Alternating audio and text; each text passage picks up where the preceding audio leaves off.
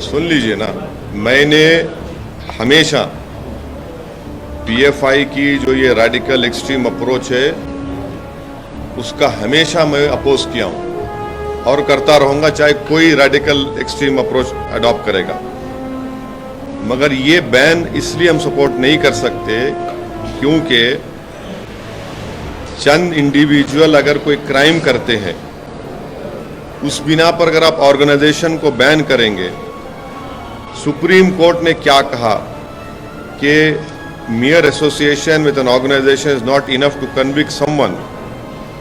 ये जो draconian ban जो लगाया गया है ये मुस्तकबिल के लिए एक डेंजरस चीज़ है, क्योंकि आप ये कहना चाहेंगे कोई भी मुसलमान अपनी दिल में जो बात है, जहन में बात है वो ना करे।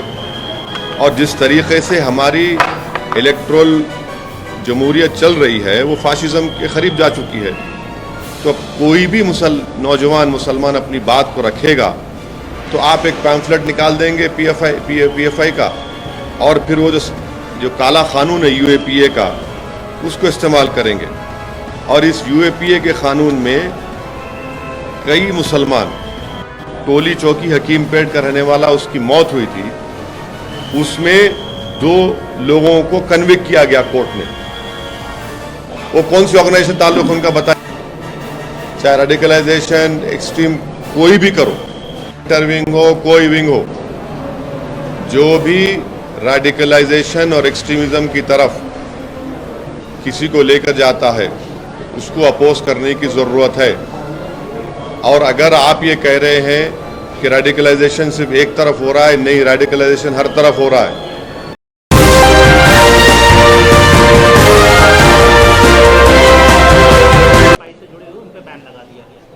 देखिए, मैं एक स्टेटमेंट अंग्रेजी में मैं पढ़ देता हूं आपके सामने कि while I have always opposed PFI's extreme and radical approach, I have always supported democratic approach. This ban on PFI cannot be supported because actions of some individuals who commit crime does not mean that the organization itself must be banned. Supreme Court has also held that mere association with an organization is not enough to convict someone. A draconian ban of this kind is dangerous, as it is a ban on any Muslim who wishes to speak his mind. The way Indian electoral autarky is approaching fascism, every Muslim youth will now be arrested with a PFI pamphlet under India's black law UAPA. Muslims have spent decades in prison before being acquitted by courts. I have opposed UAPA and will always oppose all the action under UAPA. It runs afoul the principles of liberty, which is part of the basic structure of the Constitution. We should remember that Congress amended UAPA to make it stringent, and when BJP amended the law to make it even more draconian, and at that time the Congress supported it. This case will follow the timeline of Kapan, where any activist or journalist is randomly arrested and takes 2 years to even get bail. How come PFI is banned but organizations associated with convicts of Khaja Ajmeri bomb blast are not? Why has government not banned right-wing majoritarian organizations? This is my statement on this recent ban issue. Sir, mountain of evidence मिला है, जिस प्रकार से union home ministry ने दो Reds किए हैं, तो जबरदस्त एविडेंस मिला है पीएफआई के खिलाफ। किस प्रकार से देश विरोधी गतिविधियां वो कर रहे थे, उसके चलते उनको बैन किया गया है। मेरा स्टेटमेंट जो मैं पढ़ा हूँ फिर से दोबारा पढ़ सकता हूँ आपके लिए हिंदी में। अरे लेकिन ये नहीं, आपके लिए मैं सिर्फ अपना स्टेटमेंट पढ़ूंगा। मैं अगर आप चाहें तो हिंदी में पढ़ दूं आपके लिए। आपके हिंदी में पढ़ना है तो पढ़ दो, तो हिंदी में आपके लिए सुन लीजिए ताकि हिंदी में आपको आसानी हो जाए। नहीं सर, ये भी पूरा करके आपके जैसे होमवर्क करके किया गया था। हाँ जी ज़रूर, सही है। मैं आपकी काबिलियत पे भरोसा नहीं कर रहा हूँ, बट लेकिन आप अपोज क्यों कर रहे हैं? नहीं, वाइल सुनिए, सुन लीजिए ना, मैंने हमेशा पीएफआई की जो ये रेडिकल एक्सट्रीम अप्रोच है उसका हमेशा मैं अपोज किया हूँ और करता रहूँगा, चाहे कोई रेडिकल एक्सट्रीम अप्रोच अडॉप्ट करेगा। मगर ये बैन इसलिए हम सपोर्ट नहीं कर सकते क्योंकि चंद इंडिविजुअल अगर कोई क्राइम करते हैं, उस बिना पर अगर आप ऑर्गेनाइजेशन को बैन करेंगे, सुप्रीम कोर्ट ने क्या कहा कि mere association with an organization is not enough to convict someone। ये जो ड्रैकोनियन बैन जो लगाया गया है, ये मुस्तकबिल के लिए डेंजरस चीज़ है, क्योंकि आप ये कहना चाहेंगे कोई भी मुसलमान अपनी दिल में जो बात है, जहन में बात है, वो ना करे। और जिस तरीके से हमारी इलेक्ट्रल जमहूरियत चल रही है, वो फाशिज्म के करीब जा चुकी है। तो अब कोई भी नौजवान मुसलमान अपनी बात को रखेगा तो आप एक पैम्फलेट निकाल देंगे पीएफआई का, और फिर वो जो काला कानून है यूएपीए का, उसको इस्तेमाल करेंगे। और इस यूएपीए के कानून में कई मुसलमान, टोली चौकी हकीमपेट का रहने वाला, उसकी मौत हुई थी, उसमें 2 लोगों को कन्विक्ट किया गया कोर्ट ने।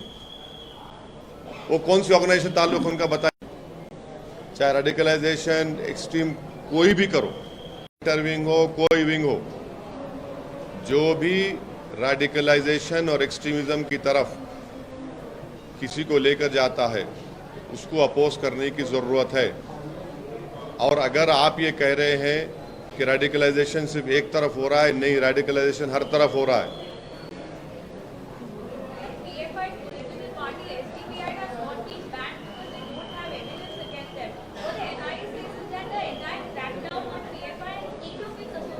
In my statement, I have mentioned the conviction of those people who had bombed Khaja Ajmeri Dargah.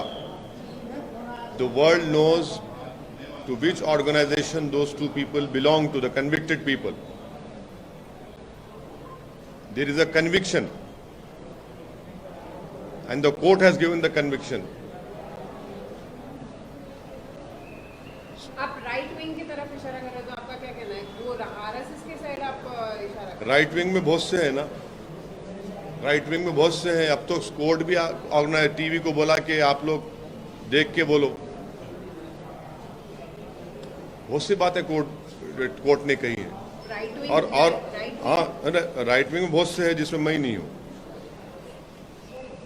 यही तो मेरा सवाल है, इनको रेडिकलाइज कौन कर रहा है? कि वो शहबाज अंसारी, झारखंड की सरकार की जिम्मेदारी है कि इस पर सख्त एक्शन ले, और वो पीड़ित परिवार से कोई मंत्री जाकर मिले, उनको यकीन दिलाए कि इनसे इंसाफ होगा और उनकी मदद करना। मगर ये रेडिकलाइजेशन नहीं है। शहबाज अंसारी की मौत, उसका कत्ल, लिंचिंग, ये रेडिकलाइजेशन है, एक्सट्रीमिज्म है। ये धर्म संसद में क्या क्या नहीं बोला गया, ये सब रेडिकलाइजेशन हो रहा है।